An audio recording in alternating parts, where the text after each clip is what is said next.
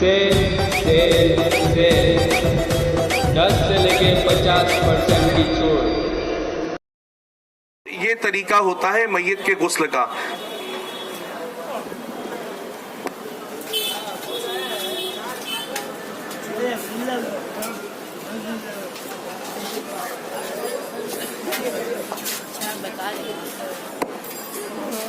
ये हमारे अब्दुल्ला भाई है, ये यहाँ पर लेटे हुए हैं। अल्हम्दुलिल्लाह ताला आप दुआ करें कि इनके उम्र में बरकतें अता फरमाए, सेहत अता फरमाए, उम्र दराज के बिल खैर अता फरमाए। ये हमको सिखाने के लिए यहाँ पर लेटे ताकि इनके जरिए हम सीखें।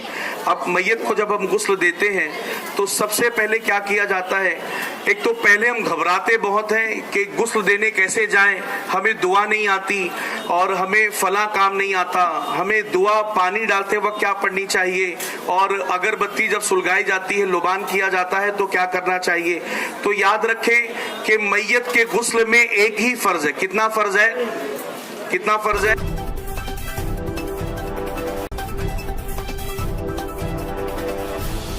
फर्ज है, एक फर्ज है। मेरी गुजारिश है थोड़ा कुर्सियों पे आ जाएंगे तो अच्छा रहेगा। जितने देर भले आप 10 मिनट खड़े हैं चलेगा, हमें आपसे कोई प्रॉब्लम नहीं, आप 10 मिनट बैठे फिर चले जाए, है ना, रास्ता ब्लॉक नहीं होगा।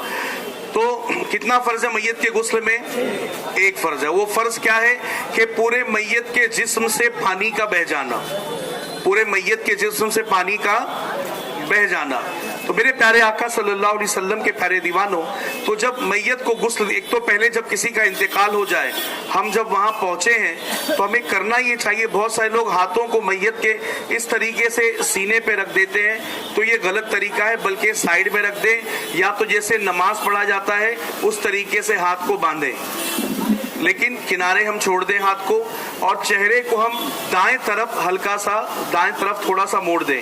इसलिए कब्र में लिटाने के बाद मैयत का चेहरा किबला रुख घुमाया जाता है, और चूंकि मरने के बाद जिस्म में थोड़ी अकड़ आ जाती है, अकड़ जाता है बदन, तो चेहरा किबला रुख हो नहीं पाता है। तो पहले ही हम जब इंतकाल हुआ तो चेहरा हल्का सा किबला रुख कर दें, ताकि कब्र में लिटाएं तो मैयत का चेहरा पहले से ही किबला रुख रहे। अब मैयत की जब गुस्ल की तैयारी करते हैं तो सबसे पहले अगरबत्ती आपने देखा होगा या लुबान उस जगह पे सुलगाई जाती है और खुशबू फैलाई जाती है। तो उसकी वजह यह है कि कभी कभी मैयत के इंतकाल के बाद, किसी के इंतकाल के बाद जिस्म के अंदर जो है आज़ा बदन के खराब होना शुरू होते हैं। अगर कोई पहले से कोई बीमारी में मुलविस है तो उसके जिस्म से कभी पानी बहता है, कभी आज़ा खराब होते हैं, तो महक सी आती है, बदबू सी। तो वहाँ पे माहौल खराब ना हो और कोई चिढ़ सी महसूस ना करे, इसलिए पहले से ही खुशबू फैला दी जाती है ताकि उस एनवायरनमेंट में, उस एटमोस्फियर में हम आराम से मैयत को गुस्ल दे सकें। अब मैयत को गुस्ल देने के लिए सबसे पहले ये होता है कि जिस्म पे जो कपड़े हैं वो उतारे जाएं, लेकिन चूंकि मैयत है, मैयत सुनती भी है, मैयत को एहसास भी होता है, लेकिन मैयत उस पर कुछ जवाब नहीं दे पाती, चूंकि अब वो मर चुका है, बंदा मुर्दार हो चुका है, मैयत हो चुका है। अब हमने लिटाया तो जिस्म से कपड़े उतारने हैं, तो जिस तरह जिंदे के बदन से उतारते वैसा नहीं उतारा जाएगा, कैंची लेकर के काट करके उतारा जाए ताकि मैयत को तकलीफ ना हो। उमूमन यहाँ देखा गया है कि यहाँ पर एक सफेद लिबास लेते हैं और लेकर के पहले कुर्ता तो उतार देते हैं, कुर्ता या शर्ट जो भी है वो कैंचियों से काट करके उसे उतार दिया जाता है, और नाफ से लेके घुटने के नीचे तक एक सत्र का हिस्सा होता है उसे ढक देते हैं, और फिर पैजामा या पैंट उतारा जाता है, उसके अंडरगारमेंट्स फिर उतारे जाते हैं ताकि सत्र जाहिर ना हो। लेकिन हमारे यहाँ बहुत बड़ी खराबी ये है, हम जो कपड़ा इस्तेमाल करते हैं यहाँ पर वो अक्सर सफेद रंग का होता है और कफन का ही कपड़ा होता है, उस पे पानी के 2 बूंद पड़ते हैं, सत्र जाहिर हो जाती है। तो ऐसा ना करें, बल्कि अकील भाई जहाँ पर रहते हैं अफ्रीका में, वहां पर अक्सर डार्क कलर का कपड़ा इस्तेमाल करते हैं। तो आप भी अगर किसी के इंतकाल में शरीक हो, देखिए अब ये भीगा भी नहीं है, इसमें से हाथ नजर आ रहा है, तो मैयत का सत्र कैसे छुपेगा? इसमें पानी पड़ेगा तो और जाहिर होगा, तो सत्र पोशी हो नहीं पाएगी। तो इसलिए जो कपड़ा ऊपर रखकर हम गुस्ल देते हैं, नाफ से लेकर घुटने के नीचे तक, वो कपड़ा मोटे कपड़े का हो, मोटा कपड़ा हो, और हो सके तो काले रंग का और डार्क कलर का हो, जिससे सत्र जाहिर ना हो। अब ये हमने रख दिया। अब पैजामा उतार दिया जाता है या ट्राउजर उतार दी गई।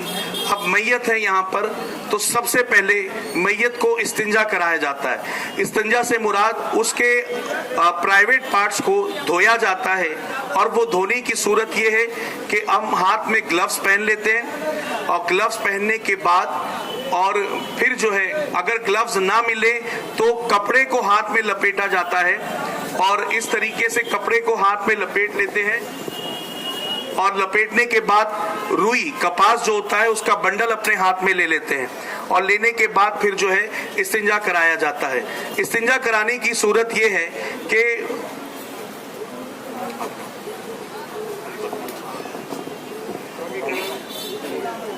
ऐसे इस तरीके से चादर को उठाते हैं, और जो शर्मगाह की जगह होती है, कभी कभी इंतकाल के वक्त जो है गलाजत जिस्म से निकलती है तो उसे साफ किया जाता है, हाथ अंदर डाल करके कपड़े के, ठीक है, लेकिन उसके अंदर झांक करके साफ नहीं करना, देखना नहीं है ना। और फिर वो कपास जो उसे किनारे एक थैली में डाल देना है, अब फिर वापस दूसरा लेना है, गीला करना है उसे, और फिर साफ करना है। इस तरीके से आगे और पीछे की शर्मगाह दोनों को हम साफ कर दे। इस्तिंजा हमने दे दिया। अब मैयत को वुजू कराया जाता है। वुजू कराने की सूरत यह है कि सबसे पहले मिसवाक यानी दांतों को साफ किया जाता है। तो हम कपास लेंगे, और कपास लेकर या कपड़ा लेकर के जिस तरह हम तेल में बाती बनाने के लिए उसे रोल करते हैं, वो रोल करके हम उसे भिगाएंगे, और भिगाने के बाद हम मैयत के मुंह को खोलकर उसके होठों को साफ करेंगे, और दांत जो सामने नजर आते हैं हम उसे साफ करेंगे।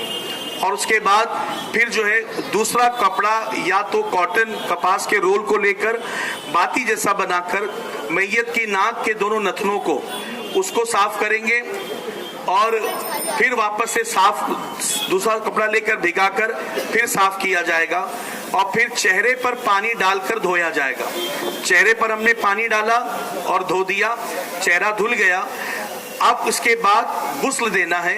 तो गुस्ल का तरीका फिर यही है कि दाएं तरफ आप पानी बहाएं, चेहरा धोएं, चेहरा धोने के बाद दोनों हाथों को, दाएं हाथ को कोहनी समेत धो दिया, फिर बाएं हाथ को कोहनी समेत धो दिया। अब दाएं पैर को धो दिया, मसा करेंगे। मसा हमने किया जैसे अपना मसा करते हैं, मैयत का मसा कर दिया। अब फिर दाएं कदम को 3 मरतबा धो दिया, बाएं कदम को 3 मरतबा धो दिया। और ये पैर अक्सर जिसका इंतकाल होता है फैल जाते हैं, तो जब इंतकाल हो तो दोनों करीब करके एक पतले चिंदी से उसे बांध दिया जाता है ताकि पैर फैले नहीं, ठीक है। अब ये वुजू हो गया है। अब गुस्ल देने के लिए आप पानी लें और पानी को दाएं तरफ से बहाएं, बाएं तरफ से बहाएं, पूरे जिस्म से बहाएं। साबुन का इस्तेमाल कर सकते हैं, आपने साबुन का इस्तेमाल किया और पूरे जिस्म से अच्छे से पानी को बहा दिया, साबुन की चिकनाहट पूरी चली गई। और उसके बाद दाएं करवट उसे घुमा करके, अब ये आदमी जिंदा है, भले आंख बंद है, जिंदा है, लेकिन आसानी है। लेकिन मैयत को टर्न करने के लिए 2 से 3 लोगों की जरूरत पड़ती है। अब साबुन लगाया हमने, फिर पानी को प्रेशर से नीचे साफ किया तो ताकि साबुन की चिकनाहट चली जाए। फिर बाएं तरफ करवट ली जाएगी और इस तरफ साबुन लगाकर पानी को प्रेशर से डाला जाएगा ताकि साबुन की चिकनाहट चली जाए। और इसे शर्मगाह को छुपा कर रखा जाए ताकि सत्र जाहिर ना हो मैयत की। अब इस तरीके से हमने पूरा मुकम्मल गुस्ल दे दिया है। गुस्ल पूरा मुकम्मल मैयत का हो चुका है। कपड़ा भीगा था, अब सूखा कपड़ा लेकर के उसके ऊपर हम डाल सकते हैं, इस कपड़े को किनारे कर सकते हैं। अब ये मैयत का गुस्ल हो चुका है। अगर आपको इन बातों में से कुछ समझ में नहीं आई बातें, उम्मीद तो रखता हूं कि आई है। अगर आप कहीं आप कंफ्यूज हो गए कि पहले मैं क्या कराऊं, पहले हाथ धुलाऊं, पैर धुलाऊं, पहले क्या करूं, तो आप पूरी मैयत के जिस्म से पानी को बहा देंगे, गुस्ल हो जाएगा इंशाल्लाह, गुस्ल हो जाएगा इंशाल्लाह। तो बातें समझ में आ रही कि नहीं आ रही? आ रही है ना? अब मैयत जब गुस्ल मुकम्मल हो गया, अब मुकम्मल होने के बाद अब क्या करना है, मैयत को उठाया जाता है और उठाकर इस तरीके से हल्का सा पेट दबाया जाता है कि अगर गलाजत कुछ और रास्ते में है तो बाहर आ जाए, वरना कफन वगैरह खराब ना हो जाए। 2 मरतबा किया और फिर तीसरी मरतबा किया, ये 3 मरतबा हो गया। और फिर इस्तिंजे की जगह पर पानी डाल दें, कपड़ा इस तरीके से लपेट के, ग्लव्स लेकर के कपड़ा रुई में लेकर के भिगा कर देखें, अगर गलाजत है तो ठीक है, अगर कपड़े में नजर नहीं आती यूं ही पानी मार दे। अब मैयत का गुस्ल मुकम्मल हो चुका है। अब क्या करना है, मैयत को अब हमें कफन पहनाना है। तो याद रखिए, कफन पहनाने के लिए जो है कफन अच्छे क्वालिटी का हम देना चाहिए हमें, वरना होता ये है कि इस्तेताअत तो अच्छे कपड़े लाने की है, लेकिन फिर कब्रिस्तान से वही कपड़ा लेकर के आते हैं कि जिसको खोलो तो उसका चूना निकलता चला जाता है। तो ऐसा ना करें, अच्छी क्वालिटी का कफन दे अपने मैयत को, अपने घर वालों को, रिश्तेदारों को। अब ये कफन देने की सूरत ये है कि मर्द के लिए सुन्नत कफन कितना है? 3 है। कितना है? कितना है? 3 है। क्या क्या है उसमें?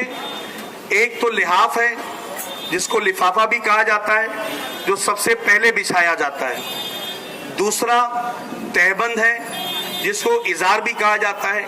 और तीसरा कमीज है। ये 3 कफन मर्दों के लिए है और सुन्नत ये 3 कफन है।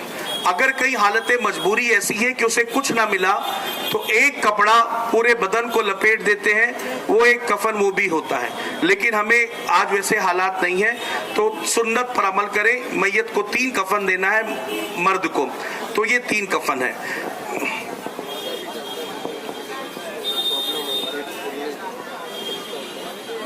कभी कभी किसी के जिस्म में ऐसा होता है कि हवा भरती है, पेट फूलता है, तो अक्सर कानों में, नाक में कपास लगा दिया ताकि अंदर हवा ना जाए, और पेट पर कोई चीज, कपड़ा चौड़ा बांध दिया जाता है, तो उसकी भी इजाजत है कि अगर कुछ परेशानी, पेट फूल रहा है तो कपड़ा बांध दें। और क्या कुछ चीज, वजन चीज रखी जाती है ताकि अंदर हवा ना भर पाए, तो वो भी करने की इजाजत है।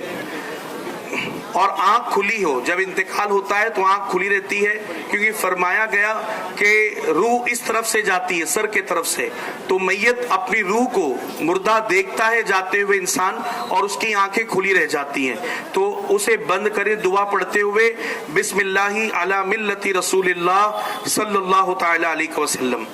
अब इस तरीके से मैयत को हमने गुस्ल दे दिया। वक्त बहुत कम है,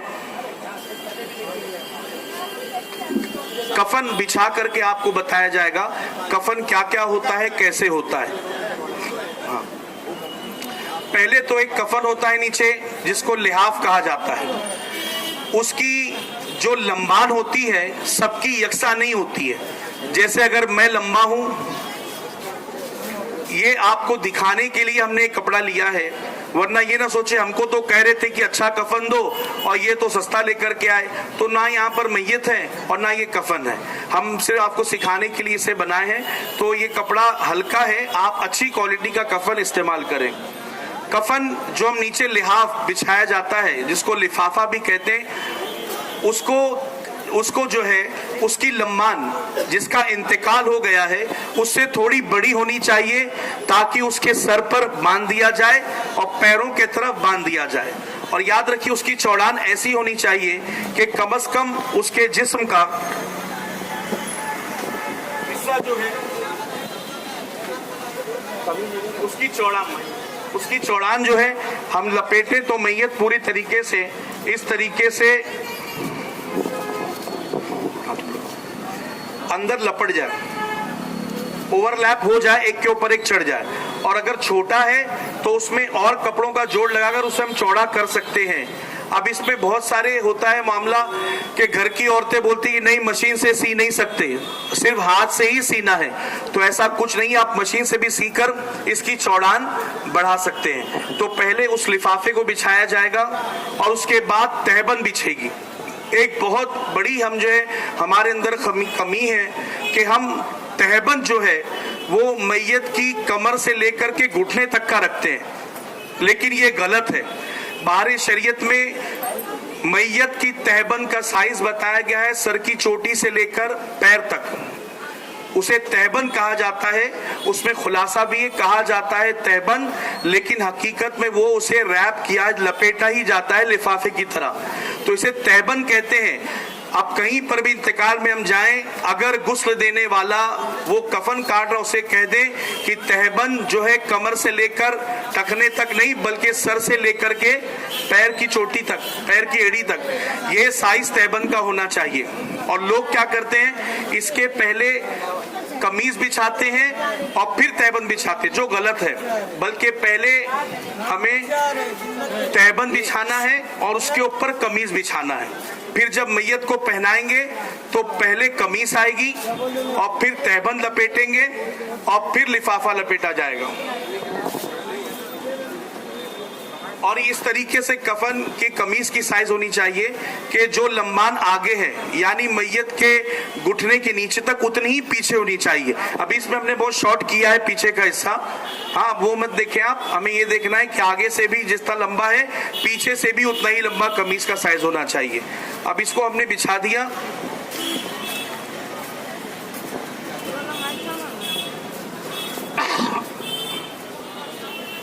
अब इस तरीके से आया समझ में आपको? पहले क्या बिछाया जाएगा, क्या बिछाया जाएगा? पहले नीचे क्या बिछाया जाएगा? पहले लिफाफा, उसके ऊपर तहबंद। तहबंद की साइज क्या रहेगी? सर की चोटी से लेकर पैर की एड़ी तक, टखनों तक, ठीक है, ये साइज तहबंद की। और उसके ऊपर कुर्ता, कमीज। कमीज की लंबान जो नॉर्मली पहने जाते घुटने के नीचे टखनों तक, ये पिंडली तक, तो उस तरीके से आगे पीछे दोनों सेम साइज होगी। अब इस पर जो है उसके बाद एक जगह कफन तैयार किया जाता है और गुस्ल के बाद मैयत को उस निलाने वाले स्टैंड से उठाकर उस पर लिटाया जाता है। और ऊपर अब्दुल्ला भाई, और ऊपर। अब क्या करेंगे हम? सबसे पहले हम कुर्ते को पहना देंगे।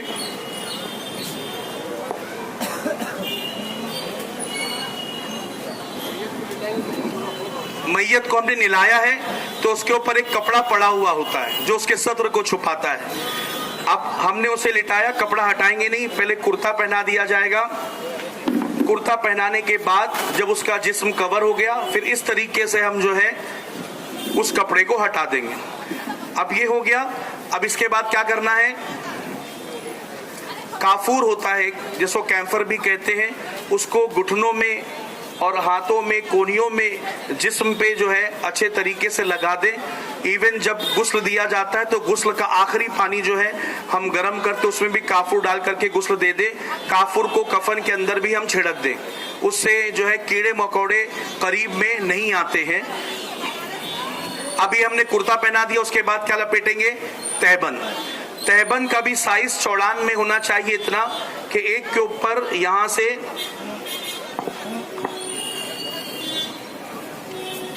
ऐसा, ये सर से लेकर के पैर तक होता है, ठीक है, ये छोटा है लेकिन सर से लेकर पैर तक, और ये चौड़ान ऐसी के ऊपर एक चढ़ जाए। हम उमूमन कपड़ा इसमें जो है बाएं तरफ हमें मोड़ना है और फिर दाएं तरफ मोड़ना है। दायां लेफ्ट के बाएं के ऊपर आएगा कपड़ा। इसको लपेट दिया। अब लिफाफा, आखिरी कफन का हिस्सा, इसको पहले बायां हिस्सा लपेटना है और फिर दायां हिस्सा हमने लपेट दिया। अब देखिए यहाँ इतना छोटा है, क्यों? ताकि इसको एक बांध दिया जाए, वो कोने बांध दिया जाए, दरमियान में एक चिंदी से इसकी चिंदी निकालकर साइड में बांध दिया जाता है, ठीक है। ये कफन का मुकम्मल तरीका हो गया।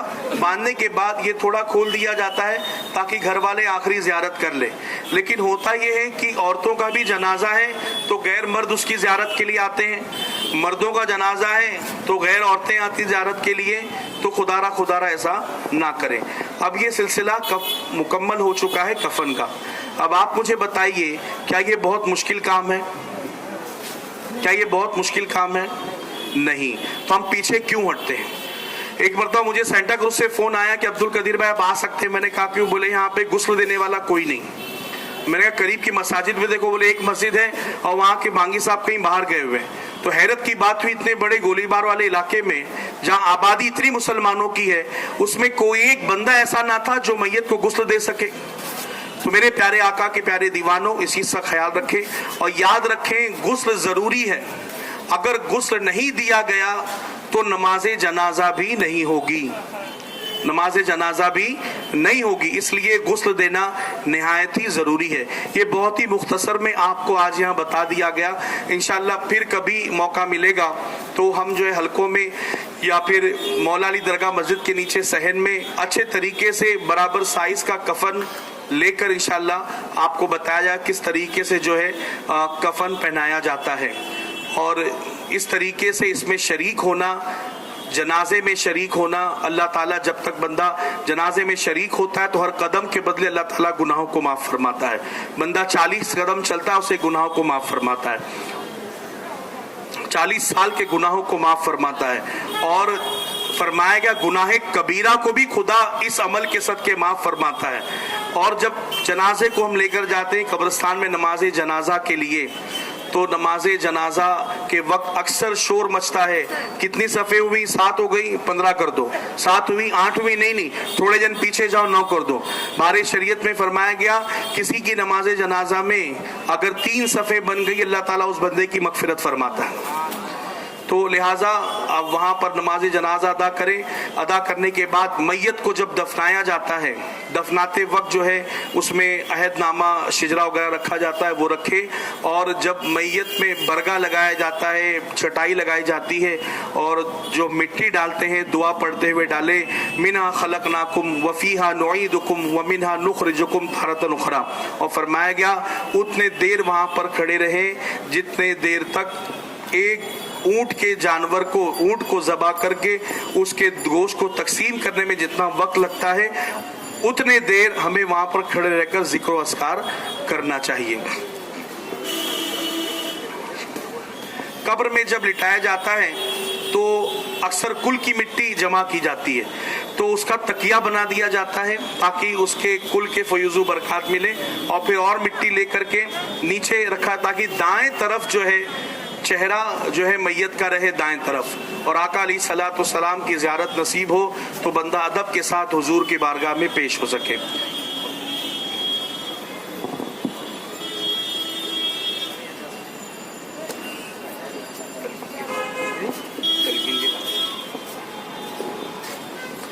अस्सलामु अलैकुम वरहमतुल्लाह। बहुत ही मालूमाती चीज़ें हम लोग सीख रहे हैं, लेकिन मैं फिर भी कहूँगा कि और डिटेल में हमें सीखने की ज़रूरत है। बहुत ज़्यादा और दिलचस्पी के साथ इन चीज़ों में हिस्सा लें।